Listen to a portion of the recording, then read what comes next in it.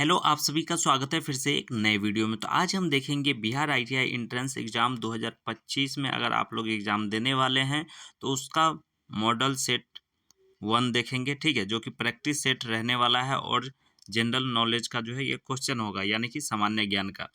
तो चलिए बिना समय व्यर्थ किए हुए वीडियो को शुरू करते हैं और इसमें जो हम 50 ऑब्जेक्टिव क्वेश्चन देखेंगे, ठीक है। अगर आप लोग इंटरेस्टेड होंगे तो फुल वीडियो वॉच कीजिएगा, ठीक है, और इच्छा होगा तो हमसे जुड़ जाइएगा, ठीक है।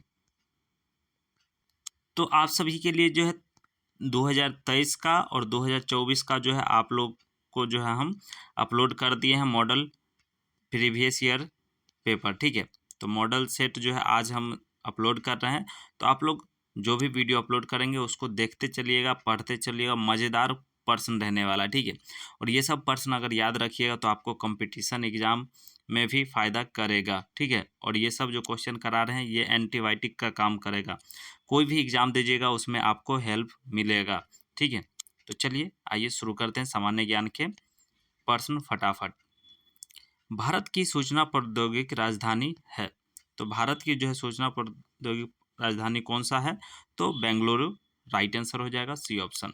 उसके बाद हिम्पी के जो है खंडहर किस राज्य में है? अब देखिए हिम्पी के खंडहर जो किस राज्य में है आप लोग को पता नहीं होगा, तो ये कर्नाटक राज्य में है। तो ये सब प्रश्न आपको कभी भी घूम सकता है कंपटीशन एग्जाम में या एंट्रेंस एग्जाम में, ठीक है। मालगुडी डेज के लेखक हैं, तो लेखक से रिलेटेड पर्सन आईटीआई के एग्जाम में आता ही आता है, ठीक है। तो इसका राइट आंसर हो जाएगा आर के नारायण, ओके, आर के नारायण राइट आंसर हो जाएगा। उसके बाद चलिए यहाँ पर देख लेते हैं, भारत की तट रेखा है। तो भारत की जो है तट रेखा यह क्या है? तो इसका राइट आंसर हो जाएगा 6100 किमी लंबी है, ठीक है। उसके बाद चलिए नेक्स्ट, नकदी फसल में सम्मिलित नहीं है। अब देखिए यहाँ पर पूछा गया है नकदी फसल में जो है सम्मिलित नहीं है, तो कौन जो है सम्मिलित नहीं है? तो देखिए गेहूं रबी फसल है और रबी फसल की बुआई के समय जो है तापमान कम होता है, ठीक है, तथा पकते हुए जो है शुष्क और जो है गर्म वातावरण की आवश्यकता होती है। यह फसल सामान्यतः जो है अक्टूबर नवंबर के महीने में बोई जाती है, जो कि जौ, मसूर, सरसों, बरसीम आदि भी रबी फसल ही हैं, ठीक है। तो यहाँ पर पूछा गया है क्या? नगद फसल में सम्मिलित नहीं है, तो नगद फसल में कौन सम्मिलित नहीं होगा? तो डी ऑप्शन गेहूं राइट आंसर हो जाएगा। उसके बाद चलिए यहाँ पर पूछा गया था, भारत सर्वश्रेष्ठ उत्पादक एवं उपभोक्ता है। तो इसका राइट आंसर क्या हो जाएगा? तो 6 का जो है राइट आंसर हो जाएगा आप सभी का बी ऑप्शन, ठीक है, चाय। लेकिन अगर इसका हिस्ट्री की बात करें तो वर्तमान में जो भारत विश्व के चाय का दूसरा सबसे बड़ा उत्पादन एवं उपभोक्ता देश है, और यह जो है विश्व उत्पादन का 27% चाय उत्पादन और विश्व व्यापार का जो है 13% जो है चाय उत्पादन होता है, ठीक है। तो यूएस जो है चाय का सबसे बड़ा आयात है, तो आप लोग ध्यान रखिएगा यूएस जो है यूएसए सबसे बड़ा आयात है, ओके। उसके बाद चलिए यहाँ पर देख लेते हैं नेक्स्ट पर्सन, प्रातःकाल गाया जाने वाला राग। अब देखिए संगीत से रिलेटेड भी पर्सन पूछा गया है, तो प्रातः काल में जो है कौन सा राग गाया जाता है? तो इसका राइट आंसर आप सभी का हो जाएगा 7 का डी ऑप्शन। भैरवी जो है प्रातः काल का जो है राग है, ठीक है। प्रातः काल में गाए जाने वाले राग भैरवी है, जबकि यह भोपाली रात्रि में प्रथम पहर में गाया जाता है। तो आप लोग संगीत से शिक्षा ले रहे होंगे तो आपको पता होगा भैरवी राग, अगर नहीं ले रहे होंगे तो कोई बात नहीं, लेकिन संगीत से शिक्षा भी लेना चाहिए, ठीक है। उसके बाद चलिए यहाँ पर नेक्स्ट देख लेते हैं, संभाजी के जो है पश्चात निम्नलिखित में से किसने मराठा राज्य की जो है बागडोर संभाली? तो इसका राइट आंसर क्या हो जाएगा? तो 8 का ए ऑप्शन राइट आंसर हो जाएगा, राजा राम। तो चलिए फटाफट जो क्वेश्चन और आंसर करते हैं, ठीक है। भारत का सबसे अधिक जनसंख्या वाला शहर है, तो भारत का जो है सबसे अधिक जनसंख्या वाला शहर आपका कोलकाता है, ध्यान रखिएगा। उसके बाद चलिए नेक्स्ट, निम्नलिखित में से कौन महाद्वीप क्षेत्रफल के अनुसार सबसे बड़ा है? तो महाद्वीप क्षेत्रफल के अनुसार जो है सबसे बड़ा है, तो इसका राइट आंसर हो जाएगा अफ्रीका। ओके, उसके बाद देखिए यहाँ पर जो प्रश्न है, साफ रातें मेघीय रातें की अपेक्षा अधिक ठंडी होती है। तो अब देखिए इसका राइट आंसर क्या होगा? तो इसका जो है राइट आंसर आप सभी का हो जाएगा विकिरणन के कारण होती है। ओके, उसके बाद चलिए, अलमाटी बांध किस नदी पर बना है? तो अलमाटी बांध जो है किस नदी पर बना है? तो इसका राइट आंसर हो जाएगा आप सभी का कृष्णा नदी पर बना हुआ है। क्लियर। उसके बाद चलिए नेक्स्ट, निम्नलिखित औद्योगिक जो है कस्बों में से कौन छोटा नागपुर के पठार पर स्थित है? तो छोटा नागपुर के पठार पर जो है स्थित है, यहाँ पर कौन है? तो रांची राइट आंसर हो जाएगा बी ऑप्शन। उसके बाद दामोदर नदी जो है निकलती है, तो दामोदर नदी जो है कहाँ से निकलती है? तो आप लोग को पता होगा, नहीं पता है तो आज जान लीजिए। छोटा नागपुर से जो है निकलती है दामोदर नदी। क्लियर, याद रखिएगा, छोटा नागपुर से दामोदर नदी निकलती है। भारत का राष्ट्रीय फल है, तो भारत का राष्ट्रीय फल कौन है? भारत में रहते हैं तो आप लोग को पता होगा, अगर नहीं पता है तो याद रखिएगा, आम जो है आपका भारत का राष्ट्रीय फल है। क्लियर। उसके बाद चलिए, भारतीय संविधान को अपनाया गया था, तो भारत संविधान को जो है कब अपनाया गया था? तो इसका राइट आंसर क्या हो जाएगा? तो 16 का जो है राइट आंसर हो जाएगा आप सभी का ए ऑप्शन, संवैधानिक सभा द्वारा जो है अपनाया गया था। ठीक है, तो आप लोग ध्यान रखिएगा। तो ये जो है अधिवेशन 9 दिसंबर 1946 को जो है संसद भवन के केंद्रीय कक्ष में संपन्न हुआ था, ये भी याद रखिएगा आप सभी। ठीक है, 1946 में। अगर इसका हिस्ट्री देखा जाए तो लंबा चौड़ा है। ओके, उसके बाद चलिए नेक्स्ट देख लेते हैं, जीटी रोड किसके शासनकाल में बनाई गई थी? तो इसका राइट आंसर क्या हो जाएगा? तो सी ऑप्शन राइट आंसर हो जाएगा, ब्रिटिश सरकार के शासनकाल में बनी थी। कोई वित्तीय बल प्रस्तावित हो सकता है, तो इसका राइट आंसर क्या हो जाएगा ऑप्शन के हिसाब से? तो केवल लोकसभा में। क्लियर। उसके बाद चलिए नेक्स्ट देख लेते हैं, भारतीय नागरिकों को मौलिक अधिकारों का वर्णन है, तो मौलिक अधिकार का जो है वर्णन है किस में है? यहाँ पर अनुच्छेद दिया गया है, तो इसका राइट आंसर क्या हो जाएगा? तो संविधान सभा के अनुच्छेद 12 से 35 तक है। ठीक है, उसके बाद चलिए नेक्स्ट, उसके बाद यहाँ पर प्रश्न है, पंचायती राज विषय है, तो पंचायती राज्य विषय कौन सा हो जाएगा? तो इसका राइट आंसर सी ऑप्शन हो जाएगा, राज्य की सूची पर। ठीक है, उसके बाद चलिए नेक्स्ट, यहाँ पर पूछा गया है, भारतीय संविधान के निम्नलिखित अनुच्छेदों में से कौन सा अनुच्छेद राज्य की सरकारों को ग्राम पंचायतों के संगठित करने का निर्देश देता है? तो इसका राइट आंसर आप सभी का हो जाएगा अनुच्छेद 40 जो है देता है। ओके, उसके बाद चलिए नेक्स्ट प्रश्न देख लेते हैं, न्यायिक पुनर्विलोकन का अर्थ यह है कि सर्वोच्च न्यायालय क्या है? तो यहाँ पर इसका जो है राइट आंसर हो जाएगा आप सभी का, किसी भी राज्य के कानून को जो है अवैध घोषित कर सकता है। ठीक है, डी ऑप्शन राइट आंसर हो जाएगा। उसके बाद चलिए नेक्स्ट देख लेते हैं, यहाँ पर पूछा गया है, एक कल्याणकारी राज्य के निर्देशक आदर्श वर्णित है, तो इसका राइट आंसर हो जाएगा राज्य के नीति निर्देशक तत्वों में।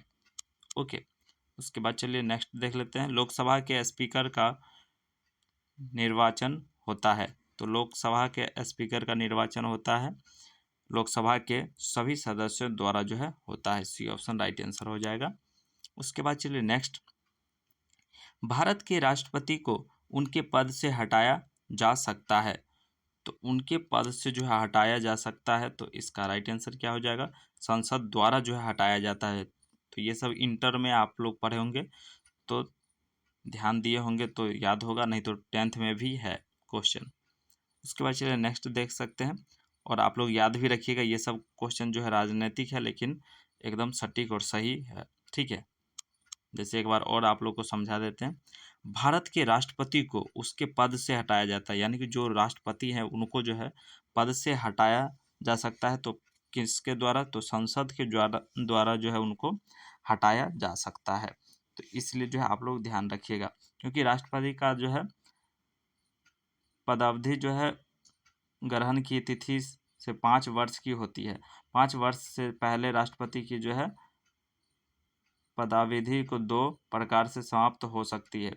उपराष्ट्रपति को जो संबोधित करने हस्ता हस्ताक्षर सहित लेखक द्वारा जो है अपना त्यागपत्र देकर, नहीं तो महाभियोग की प्रक्रिया द्वारा जो है संविधान के उल्लंघन के आरोप में हटाया जाने पर राष्ट्रपति को जो है महाभियोग की प्रक्रिया संविधान के अनुच्छेद 61 में जो है उपबंधित है।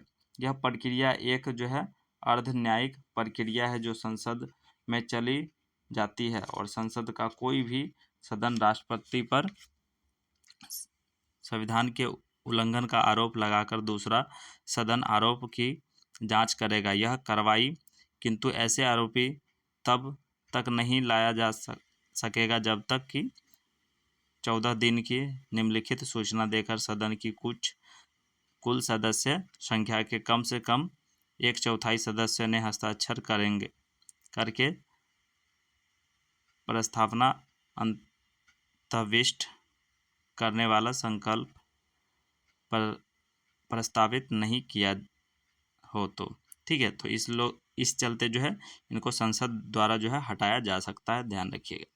उसके बाद चलिए नेक्स्ट प्रश्न देख लेते हैं। भारत में किसी भी सदन का जो है सदस्य हुए बिना कोई भी व्यक्ति कब तक मंत्री पद पर आसीन रह सकता है? तो यहाँ पर पूछा गया आसीन रह सकता है, ठीक है। तो इसका राइट आंसर क्या हो जाएगा?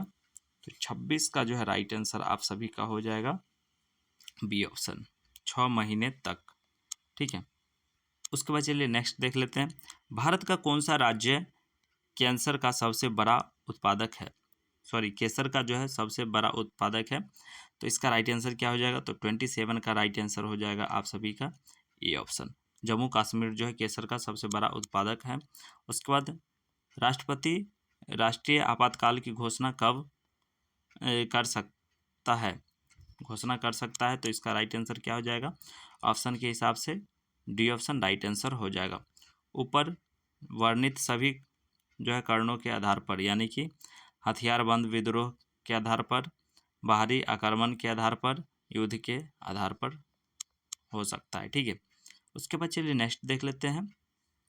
जहाँ तक लोकसभा में प्रतिनिधित्व का प्रश्न है, कौन से राज्य दूसरे तथा तीसरे दर्जे पर है? तो यहाँ पर दूसरे तथा तीसरे दर्जे पर है, ये पूछा गया है, तो सी राइट आंसर हो जाएगा। महाराष्ट्र तथा पश्चिम बंगाल, ओके। उसके बाद चलिए नेक्स्ट देख लेते हैं। नीति आयोग एक क्या है? तो इसका राइट आंसर हो जाएगा परामर्शदायी संस्था है, ओके। उसके बाद चलिए नेक्स्ट देख लेते हैं। भारत में नियोजित अर्थव्यवस्था आधारित है, तो यह जो है किस पर आधारित है? तो मिश्रित अर्थव्यवस्था पर आधारित है, और हमारा भारत भी जो है मिश्रित अर्थव्यवस्था वाला देश है, ठीक है। उसके बाद चलिए नेक्स्ट। भारत में श्वेत क्रांति के जनक माने जाते हैं, तो श्वेत क्रांति के जनक कौन थे? तो डॉक्टर बीजी कुरियन थे, ठीक है। उसके बाद चलिए नेक्स्ट। क्रांति से संबंधित भी एक प्रश्न आपको देखने को मिल जाएगा बिहार ITI एंट्रेंस एग्जाम में। भारत की उन्नति संतोषजनक रही है, तो इसका राइट आंसर हो जाएगा कुल राष्ट्रीय उत्पादन में बढ़ोतरी के संबंध में, क्लियर। उसके बाद चलिए नेक्स्ट देख लेते हैं। निम्नलिखित में से कौन सा भारत का राष्ट्रीय पुष्प है? तो यहाँ पर पूछा गया भारत का राष्ट्रीय पुष्प है, इससे पहले भारत का राष्ट्रीय फल पूछा गया था, तो यहाँ पर पुष्प बताना है, तो पुष्प क्या हो जाएगा राइट आंसर? इसका कमल जो है राइट आंसर होगा, आप लोग जानते भी होंगे, ठीक है। उसके बाद चलिए नेक्स्ट। 8वीं पंचवर्षीय योजना की प्राथमिकता थी। तो इसकी जो है प्राथमिकता जो थी वह क्या थी? रोजगार बढ़ाने को। ओके, उसके बाद चलिए नेक्स्ट प्रश्न देख लेते हैं। अपनी किस कार्यकारिणी कमेटी में कांग्रेस ने भूस्वामित्व को समाप्त करने की नीति अपनाई? तो इसका राइट आंसर क्या हो जाएगा? कार्यकारिणी कमेटी 1937, यानी कि ए ऑप्शन जो है इसका राइट आंसर हो जाएगा। उसके बाद देखिए यहाँ पर छोटा नागपुर जनजाति विद्रोह कब हुआ था? तो छोटा नागपुर जो है जनजाति विद्रोह कब हुआ था? तो 1820 में जो है हुआ था, यानी कि बी ऑप्शन राइट आंसर हो जाएगा।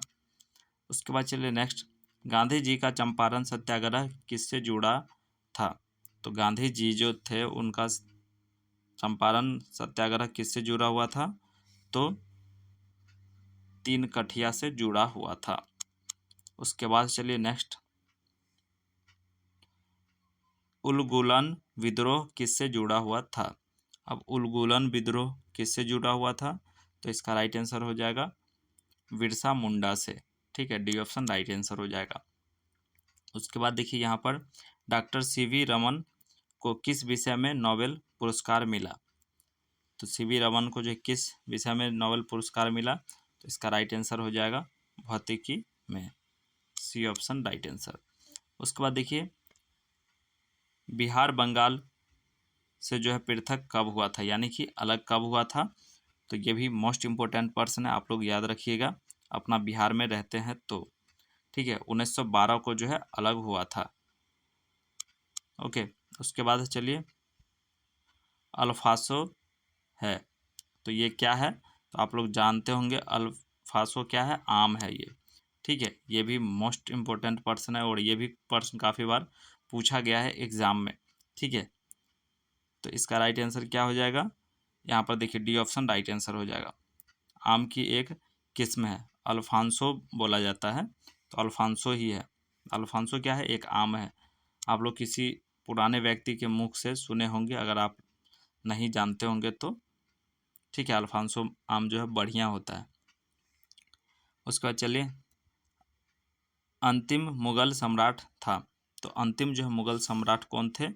तो बहादुर शाह जफर, यानी कि डी ऑप्शन राइट आंसर हो जाएगा इसका।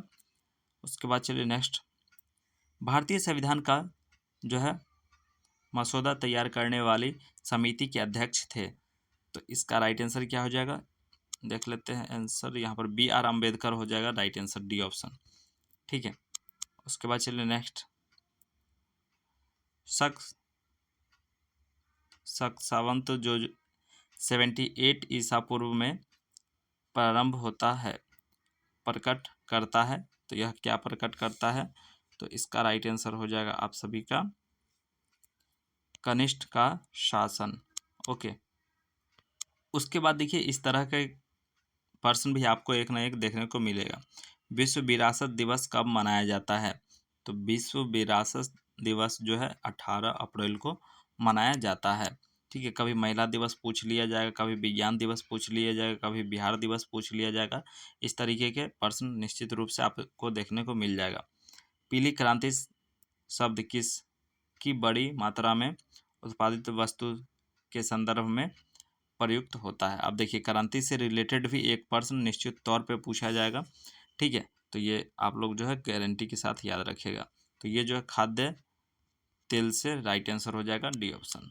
उसके बाद चलिए नेक्स्ट देख लेते हैं, तमिलनाडु की नगद कमाई वाली मुख्य फसल कौन सी है?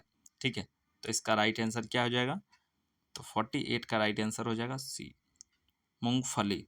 ओके, उसके बाद चलिए 49वां नंबर प्रश्न देख लेते हैं, निम्नलिखित देशों में से कौन सा देश सबसे अधिक घनी जनसंख्या वाला है? आप देखिए यहाँ पर घनी जनसंख्या वाला है, तो ये सब प्रश्न जो है याद रखने योग्य है, कभी भी कंपटीशन एग्जाम में पूछ लिया जाता है। तो इसका राइट आंसर हो जाएगा बांग्लादेश।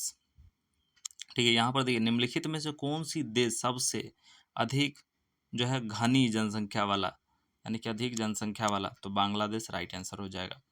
उसके बाद चलिए नेक्स्ट, स्वतंत्र भारत के प्रथम गवर्नर जनरल कौन थे? अब ये भी प्रश्न मोस्ट इम्पोर्टेंट है, जिसे हम लोग VVI क्वेश्चन बोलते हैं, ठीक है। तो इसका राइट आंसर हो जाएगा लॉर्ड माउंटबेटन, ठीक है। स्वतंत्र भारत के प्रथम गवर्नर जनरल कौन थे? तो लॉर्ड माउंटबेटन राइट आंसर हो जाएगा। ओके, तो आप लोग जो है इसी तरीके के मॉडल सेट अगर चाहते हैं तो आप लोग ज़रूर से कमेंट में यस लिख दीजिएगा, जिससे कि हमारा भी मनोबल आपके प्रति बढ़ा हुआ रहे, और आप लोग को हम कोशिश करेंगे जहाँ तक हो सकेगा आपको सपोर्ट करेंगे, ठीक है।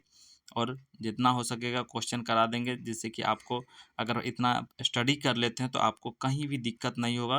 कंपटीशन एग्ज़ाम, एंट्रेंस एग्ज़ाम या एनी कोई भी एग्ज़ाम, या आपका नॉलेज बढ़ेगा, नॉलेज बढ़ेगा तो कहीं पर भी कोई अगर बोल रहा है तो कुछ बात आप भी वहाँ पर बातचीत कर सकते हैं। आपके पास नॉलेज होना चाहिए, तब जा कर के इंसान एक दूसरे को बता पाता है, समझा पाता है डिटेल में, ठीक है।